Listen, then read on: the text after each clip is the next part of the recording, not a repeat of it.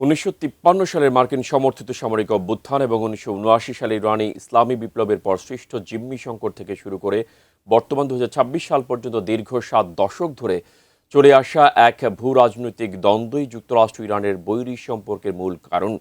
একসময়ের ঘনিষ্ঠ মিত্র থেকে এই দুই দেশ কিভাবে চরম শত্রুতে পরিণত হলো দেখে নেওয়া যাক সেই বৈরিতার ঐতিহাসিক ঘটনা প্রবাহ।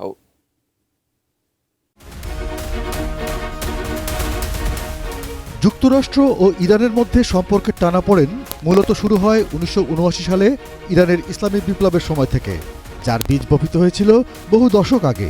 ইরান সে সময় পারস্য নামে পরিচিত ছিল। মধ্যপ্রাচ্যের বিভিন্ন দেশের মতো শুরু থেকেই ইরানের তেলক্ষেত্র দেখভাল করত বিদেশিরা।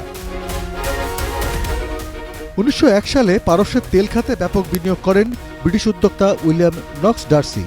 ব্রিটিশ সরকারের মধ্যস্থতায় ইরানের তৎকালীন শাহ মুজাফর আলী দ্বীনের সঙ্গে তার একটি চুক্তি হয়।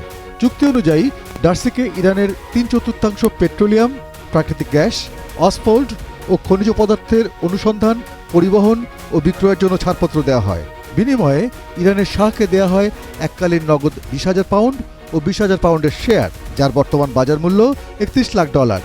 লভ্যাংশের মাত্র 16% দিয়ে দশকের পর দশক ধরে নিজস্ব তেল সম্পদের লাভ থেকে বঞ্চিত করা হয় ইরানকে। 1908 সালে ইরানের দক্ষিণ পশ্চিমাঞ্চলে মসজিদ সোলাইমান এলাকায় আবিষ্কৃত হয় বিশ্বের বৃহত্তম তেল খনি। এটি আবিষ্কারের পর 1909 সালে ডার্সি অনুমোদন ও অ্যাংলো পার্সিয়ান অয়েল কোম্পানি কিনে নেয় ব্রিটিশ সরকার, যা পরবর্তীতে ব্রিটিশ পেট্রোলিয়াম কোম্পানি বা বিপি নামে পরিচিত হয়। পরবর্তী প্রায় 50 বছর ইরানের বিশাল এই তৈল ভাণ্ডার নিয়ন্ত্রণ করে ব্রিটিশরা। 1951 সালে ইরানি মজলিস বা পার্লামেন্টের জাতীয়তাবাদী সমর্থকরা মোহাম্মদ মোসাদ্দেককে তাদের নতুন প্রধানমন্ত্রী হিসেবে মনোনীত করেন। ওই বছরই মে মাসে তেল শিল্পকে জাতীয়করণ করতে ভোট দেয় ইরানি পার্লামেন্ট। ইরানের তেল শিল্পের এই জাতীয়করণ ব্রিটেনের অর্থনৈতিক স্বার্থে হানে এক বিশাল আঘাত, যা ব্রিটিশ সাম্রাজ্যের অস্তিত্বের প্রশ্ন হয়ে দেখা দেয়। বিষয়টি আন্তর্জাতিক বিচার আদালতে তোলে ব্রিটিশ সরকার। সেই সঙ্গে ইরানের তেল শিল্পের ওপর জারি করে নিষেধাজ্ঞা। ইরানি তেল শিল্পের আধিপত্য ফিরে পেতে মরিয়া হয়ে মোসাদ্দেকের বিরুদ্ধে একটি অভ্যুত্থান সংগঠিত করতে মার্কিন যুক্তরাষ্ট্রের সাহায্য প্রার্থনা করে ব্রিটিশ সরকার। 1952 সালে সেই অভ্যুত্থানের প্রস্তাব প্রত্যাখ্যান করে যুক্তরাষ্ট্রের হ্যারি ট্রুম্যান প্রশাসন। কিন্তু 1953 সালে ডুইট আইজেনহাওয়ার যুক্তরাষ্ট্রের ক্ষমতায় বসে শাহ ও মোসাদ্দেকের সমর্থকদের মধ্যে দ্বন্দ্ব সৃষ্টিতে সক্ষম হন। বিভক্ত হয়ে পড়ে ইরান।